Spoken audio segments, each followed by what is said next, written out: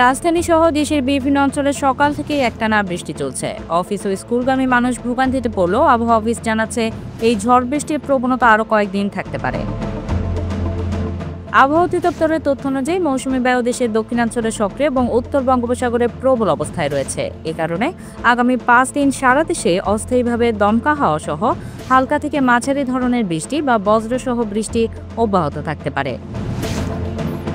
পূর্বাভাসে বলা হয়েছে খুলনা, বরিশাল, পটুয়াখালী, কুমিল্লা, নোয়াখালী, চট্টগ্রাম ও কক্সবাজার অঞ্চলের উপর দিয়ে দক্ষিণ পূর্ব দিক থেকে ঘন্টায় 45 থেকে 60 কিলোমিটার বেগে ঝড়ো হাওয়া বয়ে যেতে পারে।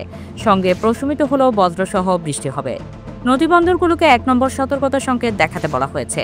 এদিকে গাঙ্গেয় পশ্চিমবঙ্গ ও তৎসংলগ্ন এলাকায় সৃষ্ট লঘুচাপ এবং মৌসুমী অক্ষের বর্ধিতাংশ রাজস্থান, মধ্যপ্রদেশ, বিহার, লঘুচাপের কেন্দ্র ও বাংলাদেশের দক্ষিণাঞ্চল হয়ে আসাম পর্যন্ত বিস্তৃত হওয়ায় বৃষ্টির পরিমাণ বেড়েছে।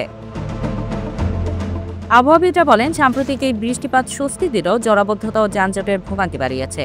বৃষ্টি ও দমকা হওয়ার কারণে নদীপথে চলাচলরত নৌযান এবং উপকূলীয় অঞ্চলের বাসিন্দাদের সতর্ক থাকতে বলা হয়েছে। আবহাওয়া অধিদপ্তরের 5 দিনের পূর্বাভাস অনুযায়ী মাঝারি ধরনের বৃষ্টি ও বজ্রঝড় কমপক্ষে আগামী সপ্তাহের শুরু পর্যন্ত অব্যাহত থাকতে পারে। তবে 9 জুলাইয়ের পর ধীরে ধীরে বৃষ্টির তীব্রতা কমতে পারে বলে ইঙ্গিত মিলেছে।